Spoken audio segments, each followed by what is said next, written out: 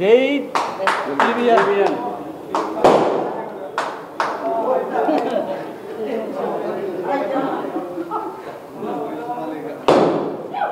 Thank you sir.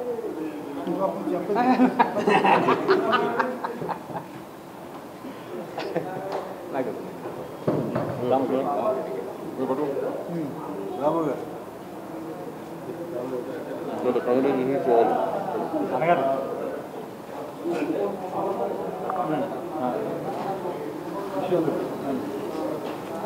రాము రాము గారు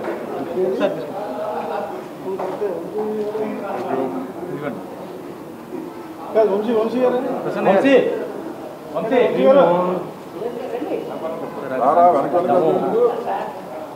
అన్న రా వంశీ.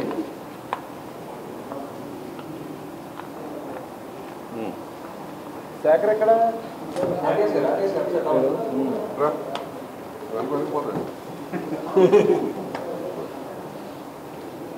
వెంకటేశ్వర గారు ఎట్లండి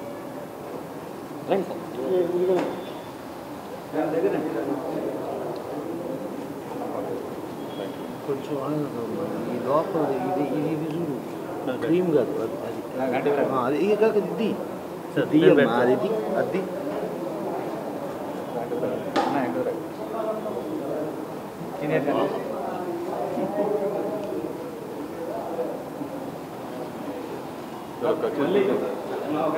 అబ్దుల్ అబ్దుల్ అండి మన కట్ చేయండి. కట్ చేస్తా ఇదిగోండి వాళ్ళు వచ్చి కట్ చేసి అబ్దుల్ ఇది పన్నెండు కాదు మా 9కి వచ్చేస్తాలేమ్మా. చాలేమ్మా.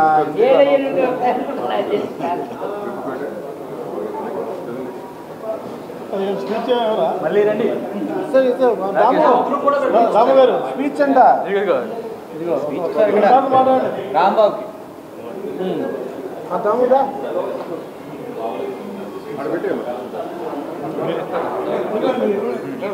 సురేష్ ఇదిగో ఇది ఇవ్వండి అటు. ఇక తీసుకున్నాం మన స్పీచ్ ఇచ్చి హిస్టారికల్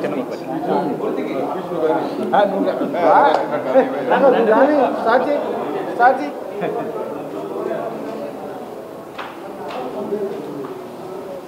కానీ కూర్చుని ఇవ్వాలా కూర్చుని ఇవ్వాలా కూర్చుని కానీ దాము సాచి ఇది కేక్ కొంచెం పక్క జరుపుతామా? దా రండి అందరూ. వంశీ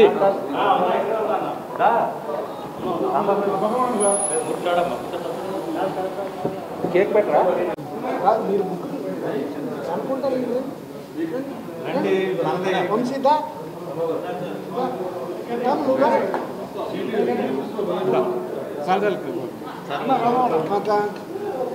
అయిపోయింది. తీసుకెళ్ళమ్మా ఇగో కానీ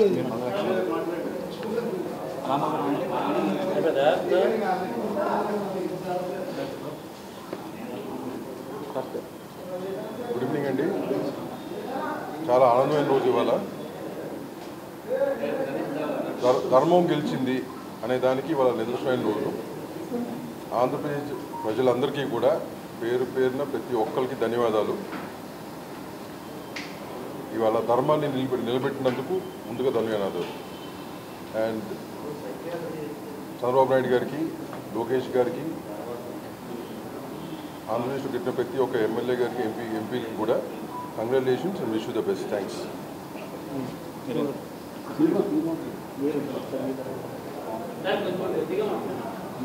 1980లో మొట్టమొదటి సినిమాటోగ్రఫీ మినిస్టర్గా, క్రీడల శాఖ మంత్రిగా అప్పుడున్న చంద్రబాబు నాయుడు గారు ఎప్పుడు కూడా సినిమాటోగ్రఫీ, సినిమాలకు సంబంధించిన సమస్యలకు ఎప్పుడు ఆయన ముందుంటారు. ఇవాళ మనకు జూబ్లీ చెక్ పోస్ట్ దగ్గర ఒక చిరంజీవి గారి బ్లడ్ బ్యాంక్ ఉందంటే అది చంద్రబాబు నాయుడు గారు ఇస్తేనే ఆ బ్లడ్ బ్యాంక్ ఉంది. అలాగే చంద్రబాబు నాయుడు గారు ఇవాళ మనం ఫిలిం నగర్ కల్చరల్ సెంటర్ అని చెప్పుకుంటున్నాం. ఆ ఫిలిం నగర్ కల్చరల్ సెంటర్ ఆయన సొంతకం పెట్టిస్తేనే ఇవాళ మొత్తం అందరికీ ఫిలిం పీపుల్ అందరికీ కూడా అది చేయడానికి అది బ్రహ్మాండంగా ఉంది. అది ఆయనే కంకణం కట్టుకున్నారు. సో అట్లా చూసుకుంటే ఫిల్మ్ ఇండస్ట్రీకి ప్రతిదీ ఏది కావాల్సి వచ్చినా చంద్రబాబు నాయుడు గారు చేసేవారు. అలాగే 2014 నుంచి 19 వరకు 18% జిఎస్టీ ఉంటే 9% స్టేట్ జిఎస్టీ ఉంటే అది నిర్మాతలకు ఇస్తాను అని చెప్పి ఆయన జీవో కూడా ఇవ్వటం జరిగింది. మన దురదృష్టం 19 నుంచి ఆయన లేకపోయేటప్పటికీ అది మిస్ అయింది.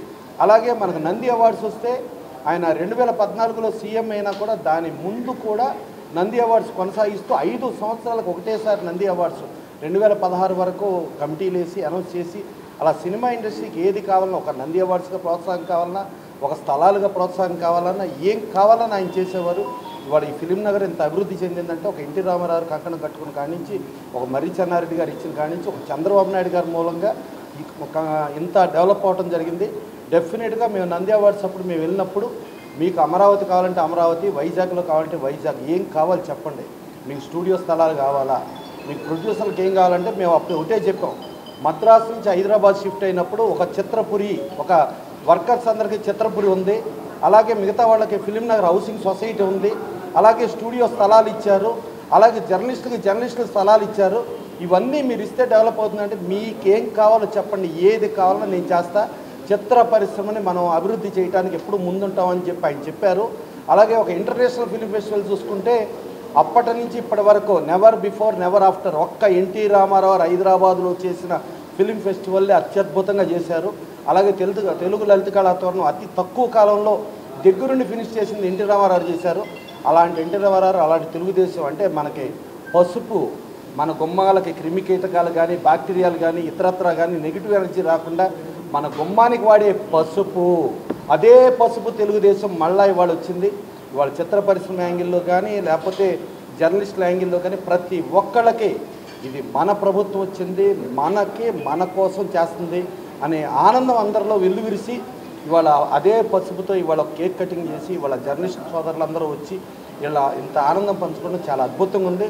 దీంతోపాటు మన తెలుగు చలనచిత్ర నిర్మాతల మండలి సభ్యులైన నందమూరి బాలకృష్ణ గారు హ్యాట్రిక్ విజయం సాధించారు. మన తెలుగు ఫిలిం ప్రొడ్యూసర్ కౌన్సిల్ సభ్యుడైన పవన్ కళ్యాణ్ గారు ఇప్పుడు ఎమ్మెల్యే గారు అద్భుతమైన మెజారిటీతో గెలిచారు. అలాగే తెలుగు చలనచిత్ర నిర్మాతల మండలి సభ్యుడైన వంశీకృష్ణ శ్రీనివాస్ గారు మన వైజాగ్ సౌత్ నియోజకవర్గం నుంచి ఆయన కూడా మంచి మెజారిటీతో గెలిచారు. సో మన నిర్మాతలు ఆల్రెడీ ఎమ్మెల్యేలకు గెలిచారు. సో ఇది మన ప్రభుత్వం, మనాళ్ళ ప్రభుత్వం, మన రామారావు గారు, మన సినిమా ఇండస్ట్రీ, మన కథానాయకుడు రామారావు ఏర్పరిచిన తెలుగుదేశం ప్రభుత్వం వచ్చి ఇవాళ అఖండ విజయం సాధిస్తుందంటే డెఫినెట్గా సినీ పరిశ్రమ ఇప్పుడు ఏమైపోతుంది, ఏంటి అసలు ఆడియన్స్ వస్తారా రారా అని అంత బాధల్లో ఇబ్బందుల్లో ఉన్న పరిశ్రమకి తెలుగుదేశం ప్రభుత్వం వచ్చింది. డెఫినెట్గా సినీ పరిశ్రమ చాలా పచ్చగా ఉంటుంది. ఆ పచ్చగా ఉండటానికి ఇవాళ జర్నలిస్టుల సోదరులందరూ కూడా వచ్చి ఈ ఫంక్షన్ చేయటం, ఇవాళ ఇంత ఆనందం ఎవరో చెప్పకుండా ఎవరి కాళ్ళు పూనుకుని వచ్చి చేసి ఇది మన కోసం మనదే చేయటం అనేది చాలా అద్భుత విషయం. డెఫినెట్గా ఈ పరిశ్రమ మన కోసం అన్నీ చేస్తుంది, మన కోసమే ఈ ప్రభుత్వం ఏర్పడింది. Thank you.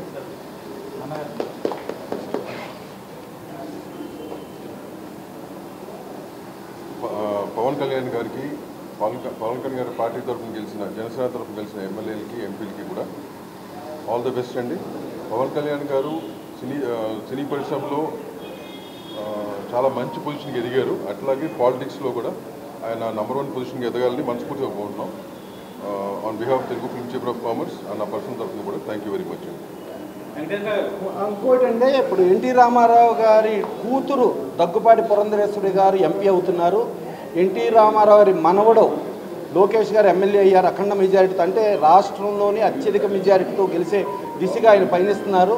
అలాగే ఇంకో మనవడు మోత్కుమల్లి భరత్ గారు ఎంపీగా అత్యధిక మెజారిటీతో వైజాగ్లో గెలుస్తున్నారు. అలాగే ఎన్టీ రామారావు కుమారుడుగా బాలకృష్ణ గారు. అంటే ఎన్టీ రామారావు ఫ్యామిలీ, ఎన్టీ రామారావు ఇందులో చూసుకుంటే మన సినిమా పరిశ్రమ, మన వాళ్ళు మన విజయం సాధించి ఇది మన విజయం. Thank you.